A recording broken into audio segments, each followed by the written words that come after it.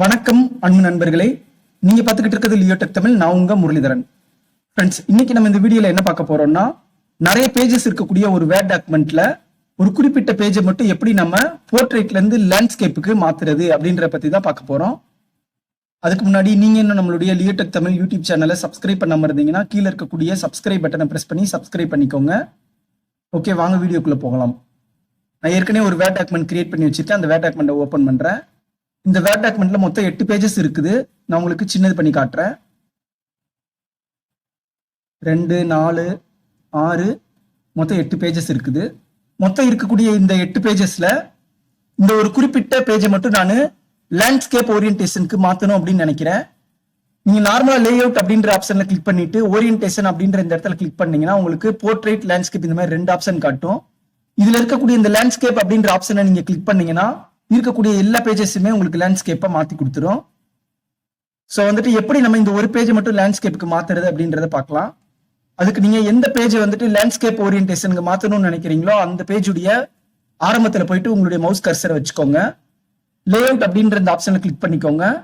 Click பண்ணதுக்கு அப்புறமா page setup அப்படின்ற இந்த இடத்துல சின்னதா ஒரு ஆரோ மார்க் மாதிரி கொடுத்துருப்பாங்க. இந்த ஆரோ மார்க்ல கிளிக் பண்ணீங்கன்னா பேஜ் செட்டப் அப்படின்னு சொல்லிட்டு ஒரு சின்னதா ஒரு விண்டோ மாதிரி ஒன்று ஓப்பன் ஆகும். இந்த விண்டோல வந்துட்டு லேண்ட்ஸ்கேப் அப்படின்ற ஆப்ஷனை செலக்ட் பண்ணிட்டு அப்ளை டு ஹோல் டாக்குமெண்ட் அப்படின்னு கொடுத்துருக்காங்க. இந்த ஹோல் டாக்குமெண்ட்டுக்கு பதிலா திஸ் பாயிண்ட் ஃபார்வர்ட் அப்படின்ற இந்த ஆப்ஷனை செலக்ட் பண்ணிட்டு ஓகே கிளிக் பண்ணி விட்டுக்கோங்க.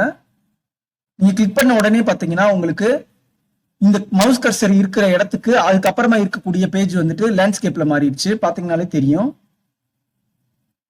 ஸோ நமக்கு இந்த ஒரு பேஜ் மட்டும் லேண்ட்ஸ்கேப்ல இருந்தா போதும். அதுக்கு அடுத்து வரக்கூடிய பேஜஸ் எல்லாமே மறுபடியும் போர்ட்ரேட்ல வரணும் அப்படின்னு நினைச்சீங்கன்னா இந்த டெக்ஸ்ட்டை மேல கொண்டு வந்துக்கோங்க.